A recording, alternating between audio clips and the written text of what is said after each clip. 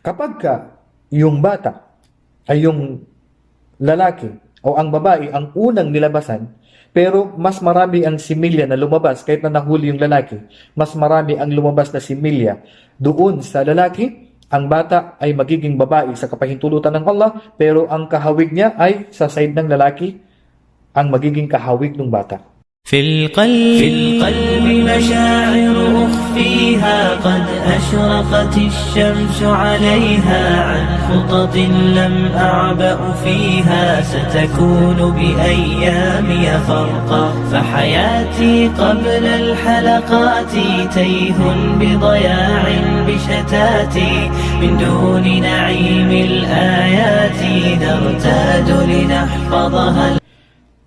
Alhamdulillahi Rabbil Alamin. وأصلي وأسلم على أفضل الصلاة وأتم التسليم سيدنا وحبيبنا محمد وعلى آله وصحبه أجمعين. أما بعد, السلام عليكم ورحمة الله وبركاته. Ang lahat ng papuri at pasasalamat ay ukol lamang sa Allah subhanahu wa ta'ala at sumakanya sa kanyang huling sugat propeta na si Muhammad ang kapayapaan at ang pagpapala kasama ng kanyang mga pamilya, mga sahaba at sa lahat ng tumahak sa matuwid na landas hanggat sa araw ng paghukom.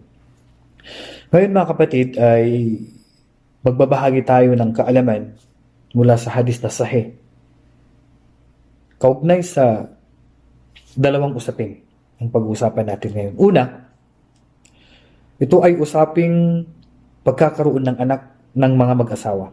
Unang tanong, paano ba magkakaroon ng anak na maging kahawig ng tatay o sa side ng tatay, ibig sabihin sa mga kapatid ng kanyang ama, o kaya ay maging kahawig ng ina, o kaya ay sa side ng nanay o sa mga kapatid ng ina. So paano nga ba ito mangyayari? Lahat ito siyempre mga kapatid ay sa kapahintulutan ng Allah subhanahu wa ta'ala. Itong babanggitin natin ay mga bagay na binanggit ng Propeta sallallahu alaihi wasallam na mga dahilan lamang na pwede natin gawin upang ibigay sa atin ng Allah subhanahu wa ta'ala. At ang kapahintulutan siyempre ay sa Allah pa rin lahat. Sabi ng Allah subhanahu wa ta'ala, unang-una, huwag natin kalimutan na lahat ay nasa kapahintulutan ng Allah subhanahu wa ta'ala. Ang sabi ng Allah, yahabu liman yasha'u inatha. Ang pagpapasya upang bigyan ka ng Allah subhanahu wa ta'ala ng anak na babae ay nasa kanyang kapasyahan, kapahintulutan ng Allah subhanahu wa ta'ala. Yan muna ang itanim mo sa puso mo. Wa yahabu liman yasha'u dhukur. At ganoon din kung magkakaroon ka ng anak na lalaki ay nasa kapahintulutan at kapasyahan ito ng Allah subhanahu wa ta'ala. At kalugtong ng aya sa hulihan, wa yaj'alu man yasha'u aqima. At ganoon din ang Allah subhanahu wa ta'ala kung gagawin kanyang baog, hindi kayo magkakaanak, nasa kapasyahan ito ng Allah subhanahu wa ta'ala. So lahat ay babalik pa rin sa Allah. Huwag niyong kakalimutan yan. Itong babanggitin natin ngayon ay mga dahilan lamang na posible na pag ginawa natin ay ibigay sa atin ng Allah subhanahu wa ta'ala.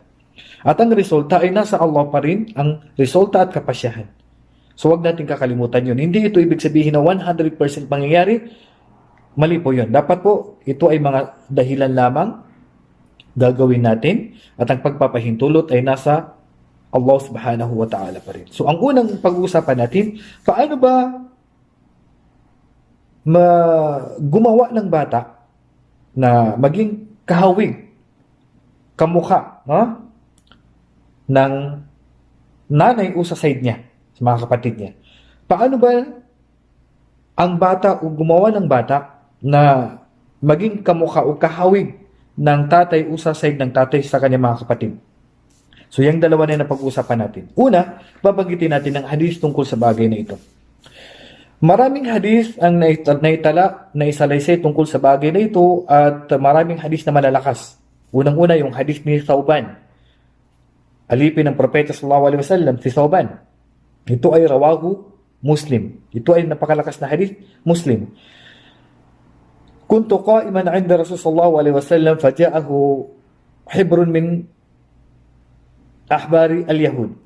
Nakatayo ako kasama ang Propeta sallallahu alaihi wasallam. Nandun ako, sabi niya sa Propeta sallallahu alaihi wasallam, habang ako ay nakatayo, dumating sa kanya ang isa sa mga maalam, ang mga scholar ng Hudyo. Qala, Sabi nung isa sa mga scholar ng mga Hudyo, at nabanggit sa ibang riwaya na ang pangalan ng lalaki na ito ng Hudyo ay si Abdullah bin Salam. Tinanong niya ang propeta sallallahu alaihi wasallam, "Ja'tu as'aluka 'anil walad." Dumating ako, ya Rasulullah, kasi alam niya ang makakasagot lamang nito ay isang propeta.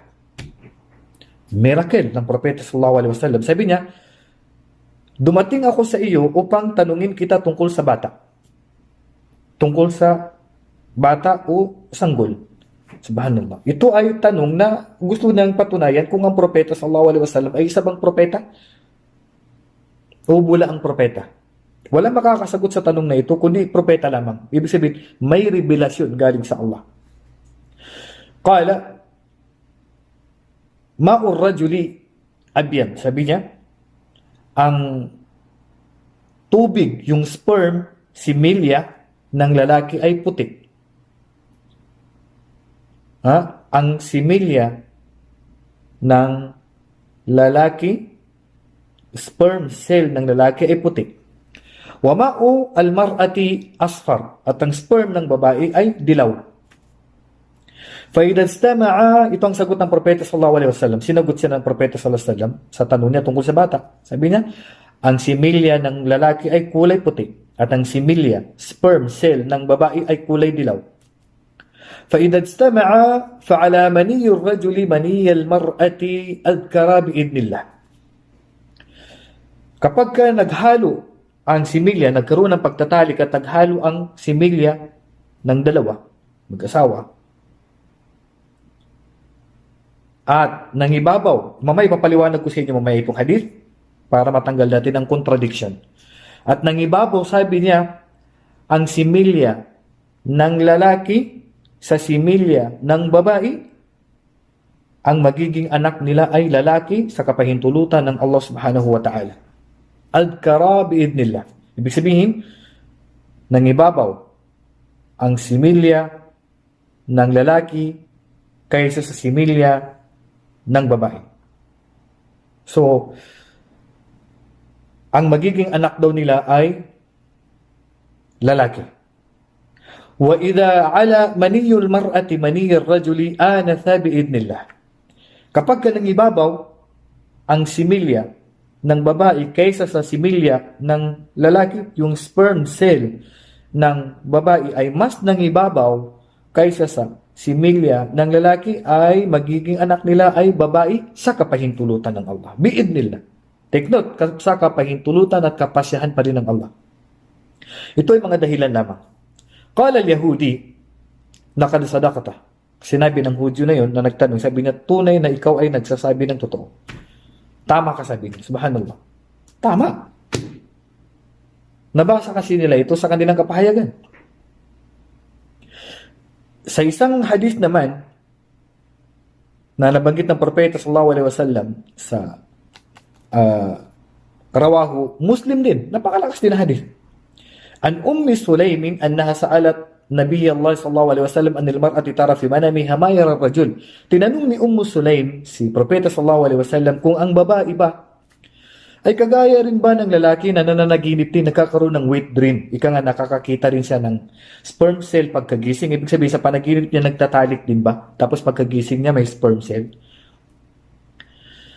Faqala Rasul sallallahu alaihi wasallam, idha ra'at dhalika al-mar'a faltagtasil. Sabi niya, kapag nakita ng babae ang similya na may lumabas sa kanya pagkagising niya, ay obligado siyang maligo. Junub ang babae. Kailangan niyang maligo para siyang nakipagtalik. Faqalat Ummu Sulaim. Tinanong, sabi ni Ummu Sulaim, wastahyatu min dhalika, qalat wa hal yakunu hada? So, nahiya ako, sabi ni Ummu Sulaim na magtanong, pero tinanong pa rin niya. Wa hal yakunu hada? Sabi niya, pwede bang mangyari yun? Na yung babae lalabasan pala kahit sa panaginip? Ang sagot sa kanya ng propeta sallallahu alaihi wasallam, naam. Sabi niya, oo. Famin ayna yakunu shaba? Kung hindi siya lalabasan, so paano magiging kamukha, kahawig nung bata yung nanay? Ibig sabihin, dahil sa sperm cell mo, dahil sa similya mo, ay nagiging kahawig mo yung bata. Kasi kung wala kang sperm cell sa pagtatalik, ay paano magiging kahawig mo yung bata? Ibig sabihin, dahil sa similya na lumalabas din sa kababaihan na kagaya namin, doon ang mga dahilan kaya nagiging kahawig mo yung bata. Innama ar-rajuli ghalidun abyad. Ang similya, sperm cell ng lalaki ay malapot na kulay puti. Wa ma'ul mar'ati raqiqun asfar, at ang similya, sperm cell ng babae ay kulay dilaw na manipis lamang. Famin ayyihima ala aw sabaqa yakunu minhu syabah. At ang sino man sa kanila na unang nangibabaw ang kanyang similya aw sabaq o unang nilabasan, sa pagtatalik unang nilabasan, unang lumabas ang kanyang similya, yakunu minhu asyabah. Magiging kahawig na yung bata. Magiging kahawig niya yung bata. Yun ay sa hadis ni Sulaim, rawahu Muslim. So, malakas na hadis. Pangatlong hadis ni Aisha radhiyallahu anha. Ito naman ang sabi ng Propeta sallallahu alaihi wasallam, "Idza ala ma'uha ma'ar rajuli ashbaha al-waladu akhwalahu." Kapag ka nangibabaw ang similya ng babae kaysa sa similya ng lalaki, ang bata ay magiging kahawig ng mga kapatid ng ina. Sa side ng ina. Ibig sabihin, magiging kahawig ng ina o kaya ay sa mga kapatid ng ina. Wa idha ala ma'ur rajuli ma'aha ashbaha amamahu. Kapag ka nangibabaw ang similya nung lalaki kaysa sa similya nung babae, ay magiging kahawig nung bata ang side ng tatay. Rawahu Muslim. So inshallah mga kapatid, ipapaliwanag ko to sa inyo. Ano bang tinutukoy natin dito na nangibabaw at nauna na nilabasan? I-detalye natin inshallah mamaya. Ganon din sa hadis ni Bukhari. Lahat ng binabanggit ko sa inyo ngayon ay puro malalakas na hadis. Wala pong daif, wala pong mahina dito sa mga binanggit ko. Si Abdullah bin Salam, tinanong niya ang Propeta sallallahu alaihi wasallam, sabi niya, "Ma balu al-walad yanzi'u ila abihi aw ila ummihi?" Ano sa tingin mo yung bata? Paano siya magiging kahawig ng kanyang ama o kahawig ng kanyang ina? Qala akhbarani bihi Jibril anifa. Sabi niya, binalitaan ako ni Anghel Gabriel kanina. Amal walad, tungkol sa bata, fa idha sabaqa ma'ur rajuli ma'al mar'ati naza'al walad. Kapag naunang nilabasan ang lalaki kaysa sa babae, ang bata ay magiging kahawig ng tatay. Wa idha sabaqa ma'ul mar'ati ma'ar rajul naza'atil walad. Kapag naunang nilabasan ang babae kaysa sa lalaki, magiging kahawig ng bata ang nanay. Qala, sabi ni Abdullah bin Salam, isang Hudyo, "Ashhadu an la ilaha illallah wa annaka Rasulullah." Rawahu Bukhari. Ako ay sumasaksi na katotohanan na wala ng ibang Diyos na karapat-dapat sambahin maliban sa Allah, at katotohanan, ya Muhammad, ikaw ay sugo ng Allah. Ibig sabihin, hindi ka nagkamali sa sagot mo. Ikaw ay tunay na propeta. So ngayon, i-detalye natin paano ba natin i-conclude, bibigyan ng conclusion itong hadith na mga nabanggit natin. Ano ba yung tinutukoy na nauna ng ibabaw? So ito ay mababasa natin sa tafsir ni Imam Al-Qurtubi, at ganun din si Al-Qadi Abu Bakr Ibn Al-Arabi, meron din siyang paliwanag dito, at si Ibn Hajar Al-Asqalani sa libro na Fathul Bari. So, bibigyan natin ng conclusion yung tungkol sa bagay na ito. Una, hinati ni Ibn Hajar al-Asqalani yung tungkol sa pagtatalik sa paglabas ng sperm cell o ng similya sa mag-asawa sa anim na paraan.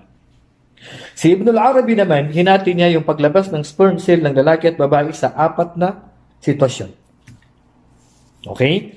So unahin muna natin yung 4. Ito ay nabanggit sa tafsir ni Imam Al-Qurtubi.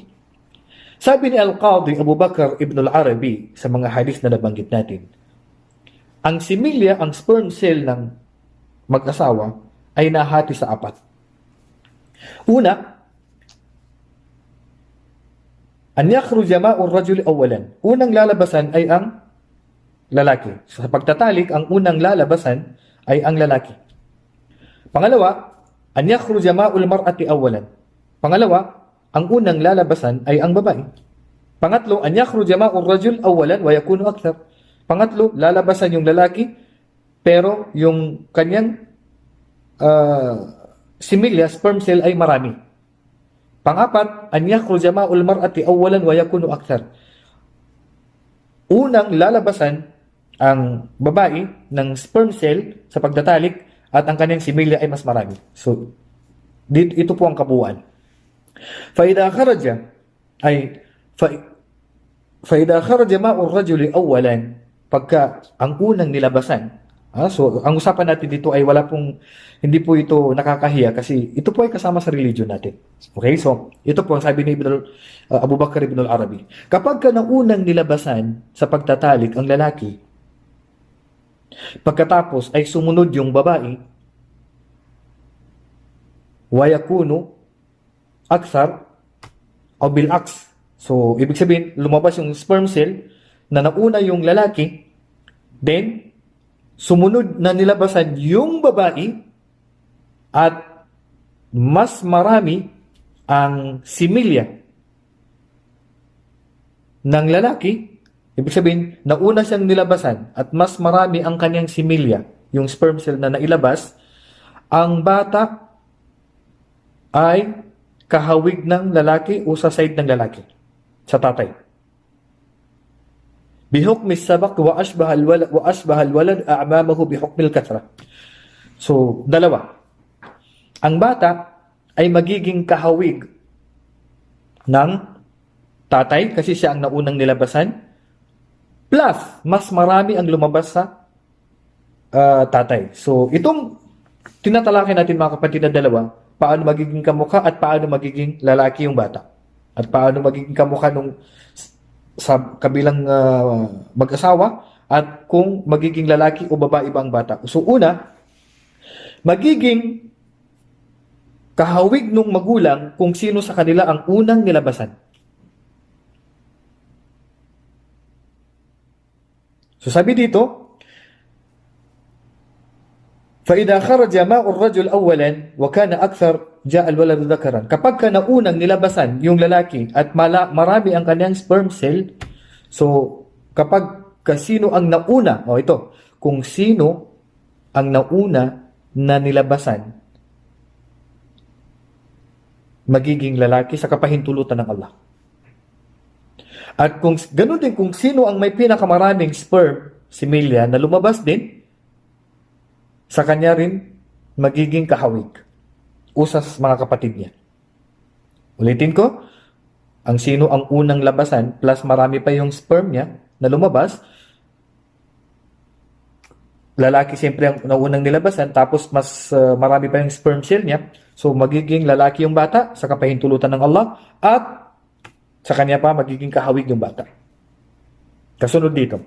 وإذا خرج ماء المرأة أولا وكان أكثر جاء الولد أنثى بحكم السبق وأشبه أخواله بحكم الغلبة.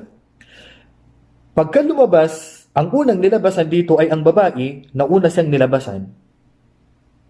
At mas marami pa ang kanyang sperm cell na lumabas sa kanyang similya, so lahat ay sa kanya lahat. Magiging babae ang bata sa kapahintulutan ng Allah at magiging kahawig ng ina o sa side niya. وإن خرج ماء الرجل أولا لكن لما خرج ماء المرأة بعده كان أكثر كان الولد ذكرا بحكم السبق وأشبه أخواله بحكم غلبة ماء المرأة. Okay. Pero may ganito naman. Kung ang nangyari, naunang nilabasan yung lalaki, pero mas marami ang similya ng babae. Naunang nilabasan ang lalaki, pero mas marami ang lumabas kaysa sa babae. Nahuling nalabasan yung babae, pero mas marami ang kanyang sperm cell. So, ang bata ay magiging lalaki, pero ang kahawig ng bata ay sa ina, kasi mas marami ang lumabas sa kanya, o sa side ng ina. Wa in sabaka ma'ul mar'a, pang-apat, Lakin lamma kharaja ma'u ar-rajul kana a'la min ma'i al-mar'ati kana al-waladu untha bihukmi sabaq ma'i al-mar'a wa ashbaha a'mamahu bihukmi ghalabati ma'i ar-rajul. Kapag ka yung bata ay yung lalaki o ang babae ang unang nilabasan, pero mas marami ang similya na lumabas kahit na nahuli yung lalaki, mas marami ang lumabas na similya doon sa lalaki, ang bata ay magiging babae sa kapahintulutan ng Allah, pero ang kahawig niya ay sa side ng lalaki ang magiging kahawig ng bata. So inshallah malinaw po. Ganun din ang binanggit ni Ibn Hajar al-Asqalani sa kanyang libro na Fathul Bari bilang paliwanag sa mga hadis na ito para matanggal ang contradiction. Sabi niya, al-awwal, an yasbiqa ma'u ar-rajul wa yakunu akthar fa yakunu lahu dhukura wa shabah. Kapag ka naunang nilabasan ang lalaki plus mas marami pa ang kanyang sperm cell, magiging lalaki ang bata at magiging kahawig pa niya.